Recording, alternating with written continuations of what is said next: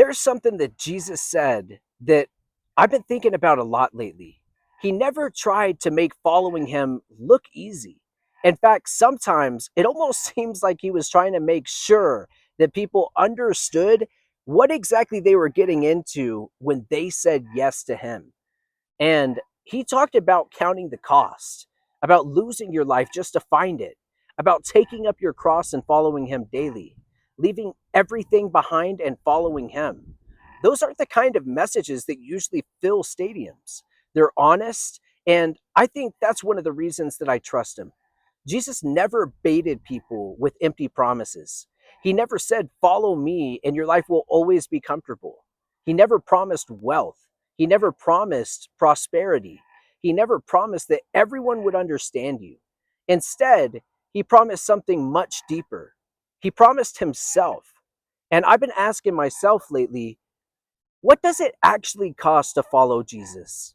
Sometimes it costs our pride, being willing to admit that we're wrong, to apologize first, to forgive someone who has not earned it.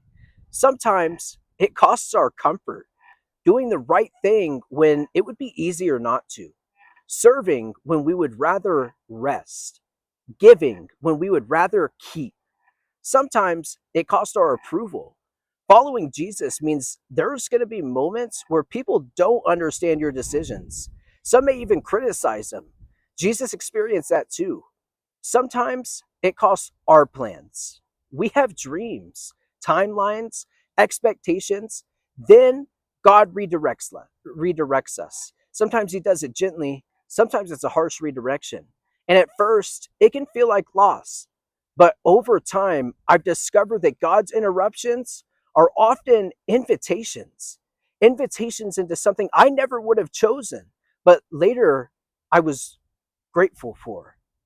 Here's what I also realized: following Jesus costs something, but so does not following him. And bitterness has a cost, pride has a cost, living only for yourself has a cost, chasing money without purpose has a cost, seeking everyone's approval is going to have a cost. Every path asks us to pay something. The question isn't whether life will cost us. The question is what the cost produces.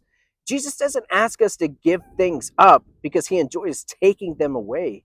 He asks us to loosen our grip so that we can receive something greater: peace instead of anxiety, purpose instead of wandering aimlessly, freedom instead of slavery to our desires, hope instead of despair, and above all, a relationship with him.